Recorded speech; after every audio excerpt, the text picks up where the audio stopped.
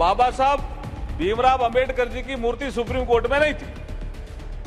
संविधान दिवस पे बाबा साहब भीमराव अंबेडकर जी की प्रतिमा सुप्रीम कोर्ट परिसर में लगी, उस अवसर पे लगी जब बाबा साहब को वकील के रूप में 100 साल पूरे हुए। SRE न्यूज़ की वीडियोस देखने के लिए हमारे फेसबुक पेज को लाइक कीजिए, फॉलो कीजिए और शेयर तो जरूर कीजिए। इनकी एक बात का मेरे टेलीफोन पे भी इनसे कुछ बात हुई थी, ट्रांसफर ऑफ जजेस पे इन्होंने कहा पॉलिसी होनी चाहिए। अब कॉन्स्टिट्यूशन में ट्रांसफर ऑफ जजेस, आपको सबको पता है, अपॉइंटमेंट ऑफ जजेस 93 के बाद कॉलेजियम के पास है। ट्रांसफर ऑफ जजेस का भी कॉलेजियम से सिस्टम आता है। आपने कहा भी पिक एंड चूज, या अब कॉलेजियम के सिस्टम पे कभी अपन बहस कर सकते हैं, इसी हाउस को बहस करनी चाहिए।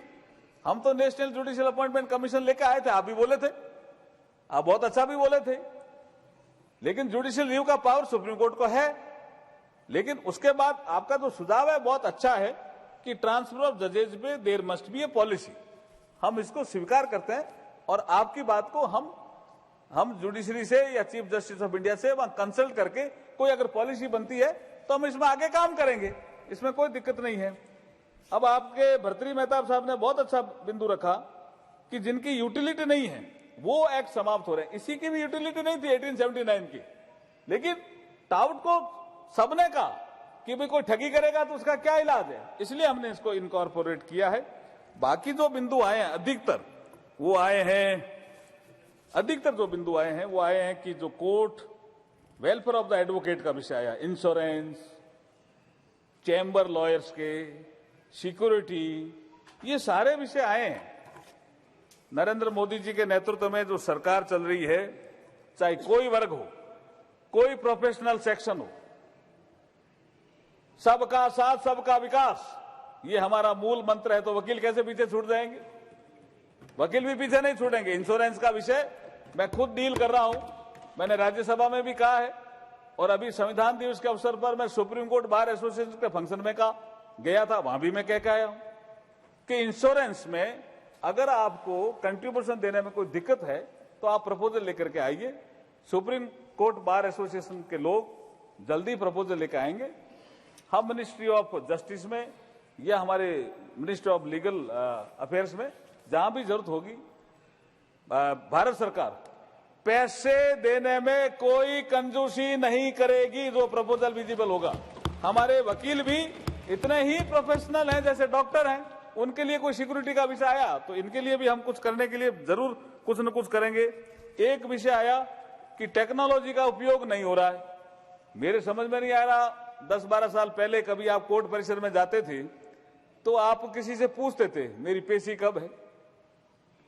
आज तो साहब वहां मशीन लगी हुई है, उस पर जाके टच स्क्रीन लगी हुई है, उस पर जाकर अपना नंबर डायल करो, उसमें अपना लिखो नाम, आपकी पेशी का पता चल जाएगा कि आपका ये कोर्ट है, इसमें आपकी पेशी है, अगली डेट ये है, जाना ही नहीं पड़ेगा। ये मोदी जी की सरकार है साहब, ये समझ में ही नहीं आएगा। मोदी जी की गवर्नमेंट में ईज ऑफ लिविंग ये हमारी प्रायोरिटी है। और मैं आपको सदन को बताते हुए मुझे परम हर्ष हो रहा है कि ई कोर्ट एक हमारी स्कीम चल रही है, ई कोर्ट, उसमें 7,280 करोड़ नरेंद्र मोदी जी ने सैंक्शन किए हैं। सुप्रीम कोर्ट की मॉनिटरिंग में ये कमेटी बनी हुई है और जहां जहां भी जरूरत है वीडियो कॉन्फ्रेंसिंग, जैसे किसी ने कहा बेंच नहीं है, मलुक नागर साहब चले गए, उन्होंने कहा मेरठ में बेंच नहीं है।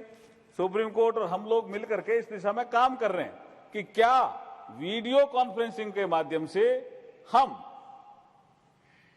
दावा पेश करने का, बेल गारंट करने का सुविधा उपलब्ध करा सकते हैं क्या? ये तो बहुत अच्छा एक कदम है कि अगर बेंच नहीं बनी किसी वजह से, क्योंकि बेंच बनने के लिए जो संबंधित हाई कोर्ट है उसके चीफ जस्टिस का, उसके बाद आपके चीफ मिनिस्टर का, उनकी कंसेंट चाहिए, कई बार कंसेंट नहीं मिलती है। लेकिन हम वीसी के माध्यम से हाई कोर्ट की सुविधा जैसा अगर सुविधा उपलब्ध करा दें तो उसमें दिक्कत क्या है? तो इस दिशा में हम तेजी से आगे बढ़ रहे हैं। मेरा इस संबंध में 2 चीजें और कहकर के मैं मेरी बात को समाप्त करूंगा। एक विषय मैंने उस समय कहा था मैंने राज्यसभा में कि वकील कई तरह के होते हैं सब। एडवोकेट अमेंडमेंट्स जो हम एक्ट लेके आए हैं, बिल लेके आए हैं, मैं एक जिक्र करूंगा महर्षि अरविंद, जो हमारे बहुत बड़े संत हुए महर्षि अरविंद, और उन्होंने डिवाइन लाइफ और कई पुस्तकें लिखी, महर्षि थे। अलीपुर बम केस में वो आरोपी थे। किसी ने कहा इनको सजा होगी, किसी ने कहा इनको फांसी होगी। एक दिन अखबार में छपा कि शायद मजिस्ट्रेट इनको फांसी की सजा देने वाला है। तो चितरंजन दास, जो उनके वकील नहीं थे लेकिन एक प्रसिद्ध वकील थे, जिनका जिक्र थोड़ा सा जगदीप पाल साहब ने भी किया, इसलिए मैं इसका जिक्र कर रहा हूं। प्रसिद्ध वकील थे, उन्होंने अखबार में पढ़ करके और वो कोर्ट में पेश हो गए। तो जज साहब ने पूछा, आप इनके वकील हो क्या, आपको वकील किया क्या? उन्होंने कहा मुझे किसी ने नहीं किया, लेकिन मैं आया हूं, क्या मैं बहस नहीं कर सकता? फिर मैं अरविंद को पूछा, अरविंद घोष को, उन्होंने कहा मैंने कोई वकील नहीं किया, मुझे किसी जरूरत नहीं है, लेकिन उन्होंने कहा मैं बहस करूंगा। कोई फाइल नहीं थी उनके पास, लेकिन उन्होंने जो एक बात कही जिसके कारण जो वहां जज थे, ब्रिटिशर जज थे, उन्होंने कहा जज साहब आप मर जाओगे, मैं मर जाऊंगा, लेकिन जो अरविंद घोष का थॉट है वो हमेशा अमर रहेगा। और जो बहस की उन्होंने 2 घंटे से ज्यादा बहस की, और उसके चितरंजन दास की बहस के बाद कोई फीस नहीं ली।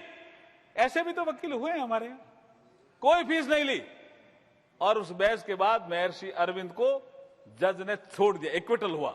उसके बाद कितना बड़ा काम किया उन्होंने पांडिचेरी में जाकर के। तो ऐसे भी तो वकील हुए हैं। तो कुछ अच्छे सुझाव आए हैं, उस दिशा में हम काम कर रहे हैं। एक बड़ा काम हमने अभी संविधान दिवस के अवसर पर किया, जिसका जिक्र करके मैं मेरी बात को समाप्त करूंगा, 6 बज रहे हैं। अभी संविधान दिवस पे बाबा साहब भीमराव अंबेडकर जी की मूर्ति सुप्रीम कोर्ट में नहीं थी। संविधान दिवस पे बाबा साहब भीमराव अंबेडकर जी की प्रतिमा सुप्रीम कोर्ट परिसर में लगी। उस अवसर पे लगी जब बाबा साहब को वकील के रूप में 100 साल पूरे हुए। मैं सुप्रीम कोर्ट का इस अवसर पे धन्यवाद भी करना चाहता हूं कि मुख्य जो लॉन है उसमें ये परिसर में मूर्ति लगी है। और जब बाबा साहब ने कहा था कि कुछ ऐसे गरीब लोग हैं उनके मुकदमे फ्री भी लड़ने चाहिए, तो जब सुप्रीम कोर्ट में उनकी प्रतिमा लग गई है तो वो भी हमें दिशा दिखाएगी। तो मुझे लगता है सही दिशा में देश चल रहा है।